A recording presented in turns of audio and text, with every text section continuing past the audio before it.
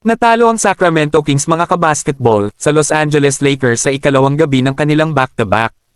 Matapos ang impresibong panalo laban sa Dallas Mavericks kahapon, hindi na nakahabol ang Sacramento Kings sa Los Angeles Lakers, falling sa 125-101 sa kanilang Western Conference rival. Ito ay isang gabi mga kabasketball kung saan ang lahat ay mukhang madali para sa Lakers, at lahat ay nag-struggle para sa Kings, both ends of the court.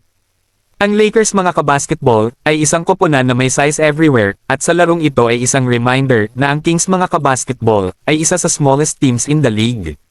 Ang Kings mga kabasketball ay absolutely na walang sagot para sa Lakers superstars dahil si Luka mga kabasketball ay nagtapos na may game high na 34 points, 7 assists, 5 rebounds, 3 steals, at 1 block, habang si James ay may 24 points, 5 assists, 3 rebound, at 2 steals sa isang hyper-efficient 11 of 13 from the field. Tulad ng larong ito mga kabasketball na isang reminder tungkol sa kakulangan ng size ng Kings, isa rin itong reminder na wala silang tunay na defensive stopper sa court ngayon. Si Dylan Cardwell ay mahusay sa pagprotekta sa rim, ngunit walang tunay na wing defender sa koponan kung saan si Keegan Murray mga kabasketball ay wala dahil sa injury.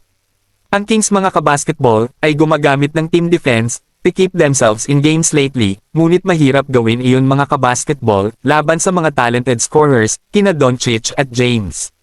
Gaya ng naunang nabanggit, sinusulit ni Cardwell ang kanyang pagkakataon, at ginawa itong muli laban sa Lakers, nagtapos ang two-way rookie na may 7 points, 7 rebounds, at 3 steals sa 3 of 4 from the field.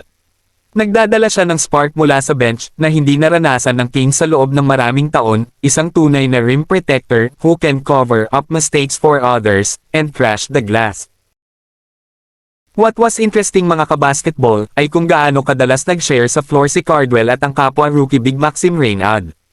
Ang dalawa mga kabasketball ay generally take turns at the center spot, ngunit upang tumulong mga kabasketball, match up sa size ng Lakers, si Christie mga kabasketball, went to it more than we've seen so far sa ngayon sa season. Ito ay magiging isang interesting trend na panoorin going forward lalo na with Reynad playing the 4 more, as Domantas Sabonis sa kanyang pagbabalik. Ngunit si Cardwell mga kabasketball ay mukhang isang solid NBA player sa unang bahagi ng kanyang karera, which is a great find for an undrafted rookie.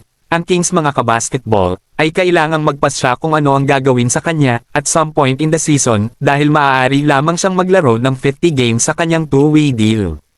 Ngayong gabi ay ang kanyang ika-15th contest para sa koponan ayon sa Basketball Reference, at ang Kings ay may 50 games na natitira sa season. Habang nag-struggled ang opensa ng Kings to get anything, ginawa ni DeMar DeRozan ang lahat ng kanyang makakaya upang single-handedly panatilihin ang Kings sa laro na may 22 points at 5 assists.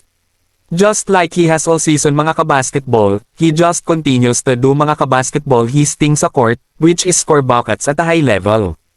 Kapansin-pansin na ang pangalan ni DeRozan ay hindi gaanong inilabas sa mga trade rumors o anumang drama sa paligid ng koponan. Siya ay patuloy na isang professional who goes out at ginagawa kung ano mismo ang kailangan niyang gawin. Makakatulong lamang iyon sa Kings mga kabasketball na i-trade siya bago ang deadline o tumulong sa pagbuo ng culture at identity na pinagsisikapan ni Scott Perry at Christie na buuin ngayong taon. Alinmang paraan, pinatutunayan ni DeRozan na isa pa rin siya sa mga pinakamahusay na scorer sa liga kahit na hindi ito translating sa mga panalo para sa Kings.